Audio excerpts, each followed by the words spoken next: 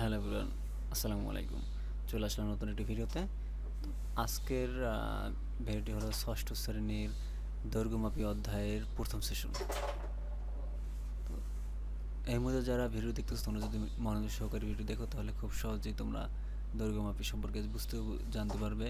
তো আজকের যেহেতু পাঠের বিষয় দৈর্ঘ্যমাপী, আমরা বোঝার চেষ্টা করবো আসলে দৈর্ঘ্য কী।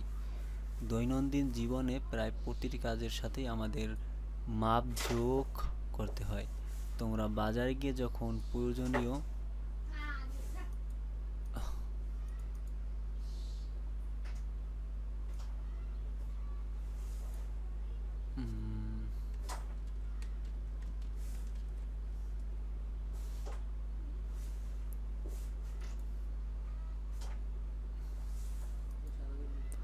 হ্যাঁ, তোমরা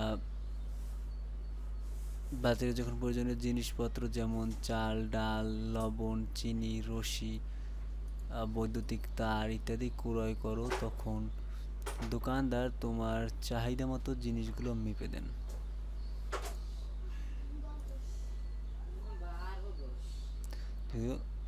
দেন। এই এই মাপ জোখের বিষয়টাকে আমরা পরিমাপ বলি। তাহলে যা বোঝা গেল, আমাদের প্রতিনিয়ত যে মাপজোপের সাথে পরিচয় হতে হয়, বিভিন্ন জিনিসপত্র কেনাকাটা করতে যাই, তখন যে আমাদের একটা মাপজোপের বিষয় থাকে, এটা হলো দৈর্ঘ্য। তো হতে পারে এটা সহজে যেটা বুঝতে পারি, এর যে লম্বা বা এর যে আয়তনটাকে, এটাকে মূলত দৈর্ঘ্য হিসেবে বলা হয়। তোমরা খেয়াল করে দেখবে যে দোকানদার সকল ধরনের জিনিসপত্র একভাবে মাপেন না। ঠিক, এটা কিন্তু অবশ্যই খেয়াল করতে হবে যে আমাদের বিভিন্ন যে জিনিসপত্র বিভিন্নটার কিন্তু বিভিন্নভাবে মাপাজোপা হয়। যেমন চাল ডাল মাপের ক্ষেত্রে যে যন্ত্র ব্যবহার করেন, দড়ি বা বৈদ্যুতিক তার মাপার সময় ওই যন্ত্র ব্যবহার করেন না। এই বিষয়টি কখনো লক্ষ্য করেছো? কোনো কিছু কতখানি লম্বা বা চওড়া এসব মাপার জন্য আমরা দৈর্ঘ্য মাপক ব্যবহার করি। এখানে যেমন কোনো প্রকার চাল ডাল গম আটা ইত্যাদি এইগুলোর ক্ষেত্রে কিন্তু কখনো দৈর্ঘ্য মাপা যায় না বা দৈর্ঘ্য মাপা হয় না। শুধুমাত্র কোনগুলোর জন্য দৈর্ঘ্য মাপা হয় হতে পারে রশি, তারপরে কাঠ, জায়গা জমি, দড়ি তার বা ফিতা ইত্যাদি এই সকল যেগুলা লম্বাকৃতির বা যেগুলো আসলে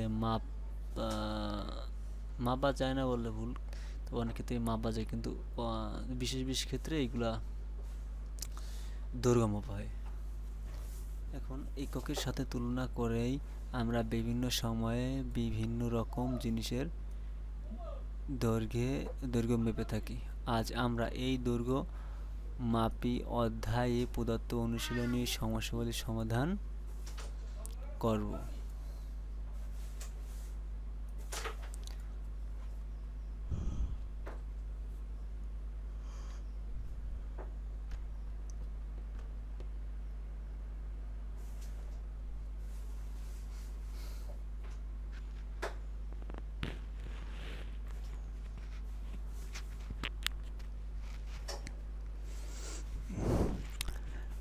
প্রশ্ন 1, নিচের চিত্রে দেখানো পেন্সিলের দৈর্ঘ্য কত? এখানে দৈর্ঘ্য মাপার জন্য এখানে কিন্তু সেন্টিমিটার দেওয়া আছে। এখানে 1 2 3 4 5 6 7 8 9 10 11 12 13 14 15 এখানে কিন্তু নির্দিষ্ট একটা দাগ দেওয়া আছে।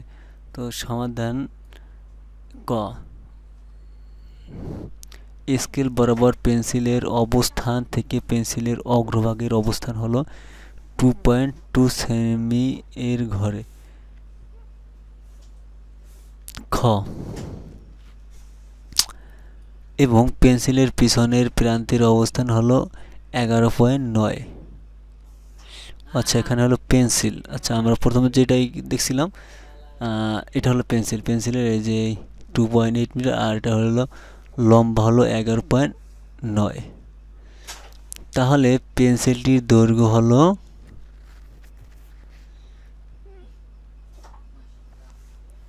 পেন্সিলের দৈর্ঘ্য হলো 11.9 থেকে 2.2 সেন্টিমিটার বিয়োগ, তার মানে 9.1 সেন্টিমিটার। এখানে এই যে স্কেলটা দিয়ে মূলত এটাকে মাপ বোঝানো হয়েছে, এই বরাবর টু এই বরাবর। স্কেলটা মূলত মাপ বোঝার ক্ষেত্রে ব্যবহার করা হয়েছে। এরপরে 2 নম্বর প্রশ্নে চিত্রে গিটারটির দৈর্ঘ্য কত মিটার। এখানে গিটারের দৈর্ঘ্য যদি আমরা বের করতে চাই তাহলে কিন্তু অবশ্যই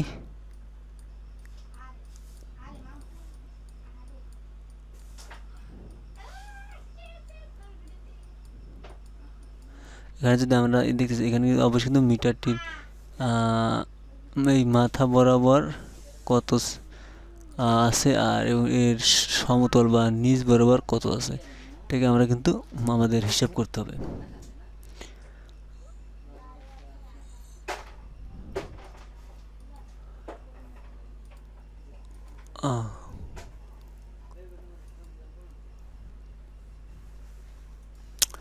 এইবার সমাধান।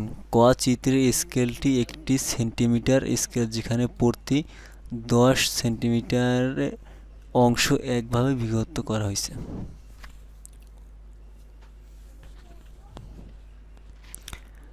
তাহলে সেই হিসেবে প্রতি ক্ষুদ্র অংশের মাপ হলো 10/5 সমান 2 সেন্টিমিটার। তাহলে গিটারের অবস্থান অনুসারে এর পিছনের প্রান্তের অবস্থান স্কেলের 2 ও 3 ঘরের মাঝে, অর্থাৎ 2.5 ঘরে অবস্থিত। তাহলে 2.5 ঘরের মাপ হলো 2.5 ইন্টু 2 সেন্টিমিটার, যেহেতু আমরা প্রতি ঘরকে 2 সেন্টিমিটার পাইছি, তাই গুণ করলে এখানে আমাদের বের হয় 5 সেন্টিমিটার।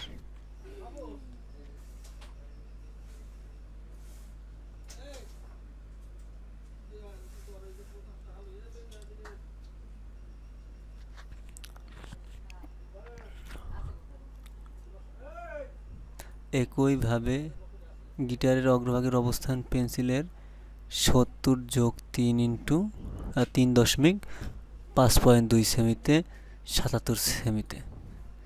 তাহলে দৈর্ঘ্যে গিটারের দৈর্ঘ্য হবে 77 থেকে 5 সেন্টিমিটার বিয়োগ, তার মানে আমরা পেয়ে যাই 72 সেন্টিমিটার।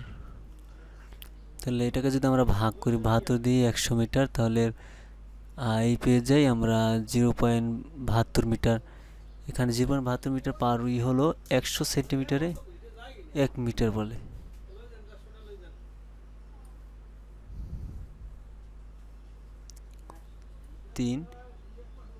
নিচের কোন লাইনটি বড় অনুমান করো। এবার ক ও খ লাইন দুইটির সেন্টিমিটারে মেপে তোমার অনুমান যাচাই করো।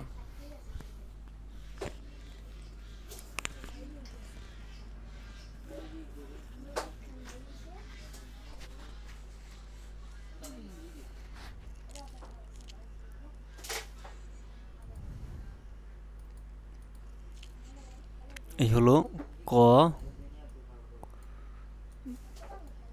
আর এই হলো খ। এখন নিজে চেষ্টা করো। সেন্টিমিটার স্কেল দিয়ে ক চিত্রের লাইনে এক প্রান্তে স্কেলের শূন্যকে স্থাপন করে অপর প্রান্ত পর্যন্ত সমান্তরালভাবে স্কেলটি স্থাপন করে স্কেলের মাপ নাও। একইভাবে খ এর দৈর্ঘ্য মাপো এবং অতঃপর ক ও খ দৈর্ঘ্যের তুলনা দাও।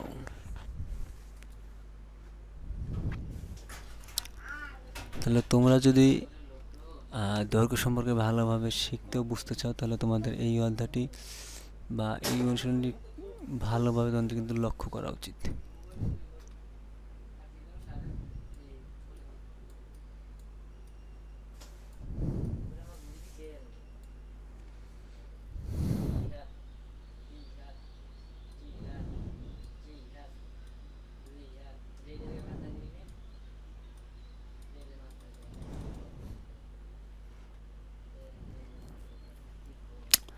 এরপরে 4 নম্বর সালের নিচের চিত্রের মরিচাটির দৈর্ঘ্য সেন্টিমিটার এবং মিলিমিটারে নির্ণয় করো, তারপর মিলিমিটারে প্রাপ্ত দৈর্ঘ্যটিকে সেন্টিমিটার প্রকাশ করা।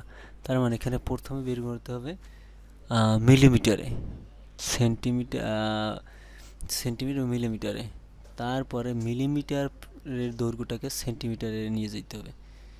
এই হলো এখানকার বোঝার বিষয়। তো আশা করি তোমরা বুঝতে পেরেছো। তো আজকের ভিডিও এতটুকুই থাকুক। পরবর্তী সেশনে পরবর্তী বাকি যে এইগুলো আছে এগুলো নিয়ে বোঝানোর চেষ্টা করব।